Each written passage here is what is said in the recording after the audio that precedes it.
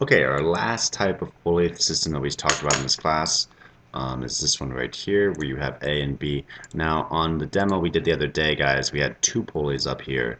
You don't actually necessarily have to have two pulleys up here. You can get away with just having one big pulley, but we don't have one big pulley, so I had to use two small ones.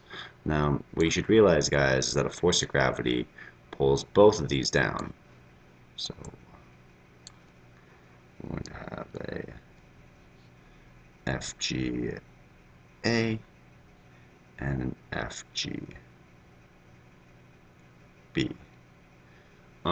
Now, the next thing we're going to have in this particular problem, we're going to have tensions. You should have a tension pull this person up. Let's make it a little bit easier to see. Let's keep it off the side. So, and then you're going to have a tension that also pulls this person up. This will be your TB.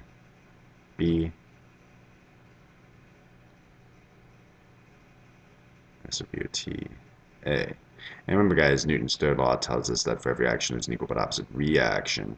So you should have some tensions up here that pull down. And we can just go, this is our TA, and this is our TB. Now, hopefully you guys are getting to the habit of just like when you see these tensions, you're like, oh, and this is just basically physics accounting, but they can both be negated. You can just ignore them.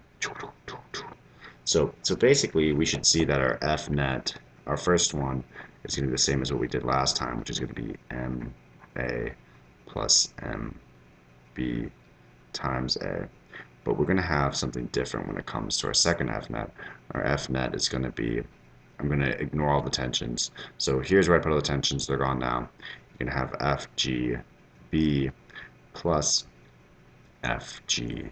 Now remember, guys, FG equals mg. And that's very important. So let's say like this is like 1 kg and this is 1/2 kg. So this is 1 kilogram, that's half a kilogram.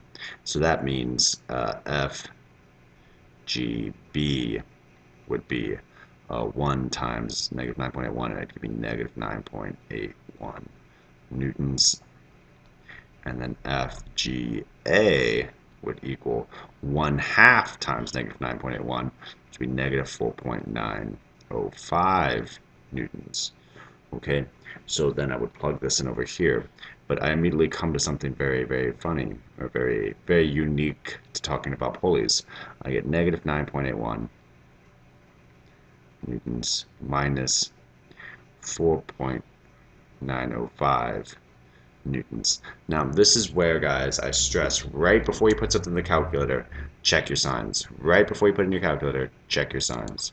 Right before you put in the calculator, check your signs. Now, take a look, guys. A right here, A wants us to go like this. But is that what B wants us to do? No. B, take a look, B is going to pull down on the left. It wants us to go like this.